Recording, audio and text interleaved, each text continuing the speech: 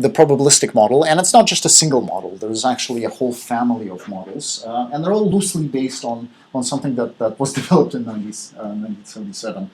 So that's the probability ranking principle. Right? So just take a second to read it. Basically, it says that if your system produces a ranking of documents based on the probability of relevance, so it ranks the documents based on the probability of relevance, and you somehow manage to estimate those probabilities as accurately as possible, then you're going to get a system that gives an optimal set of results to the user. So the results are going to be as good as can possibly be achievable. So it's a fairly general statement. We're going to take it, dissect it, and look at what each part of it means. For now, just keep in mind, it's just about every probabilistic model for search that has been developed is in some way connected or based on this principle. So what does it say?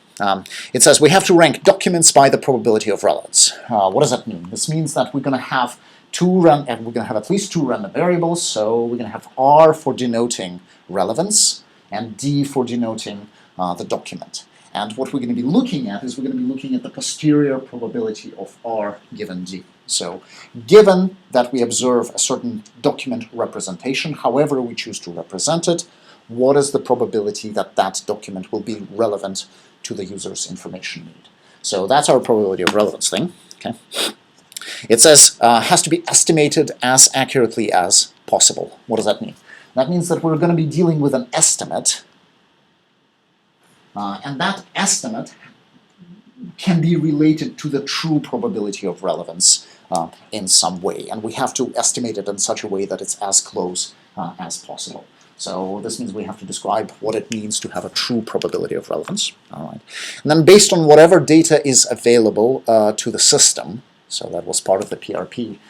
So that means that when we're estimating the probability of relevance, we're not just estimating that conditional, right? Really, what we want to condition is we want to condition it on everything that is available to the search engine at this point in time. So that's the document, the query that the user has issued. Anything we know about the user, so maybe we have access to their search session.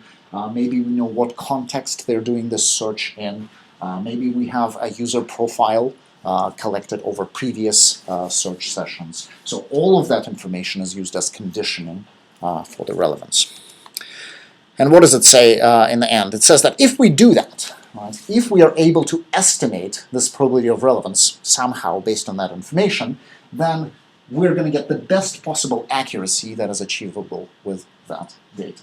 So basically, in other words, what it's saying is you're gonna get a perfect search engine, the best achievable search engine if you do that, and that's a pretty strong claim, right? So for that, if you make a claim like that, you better have some backing for it. And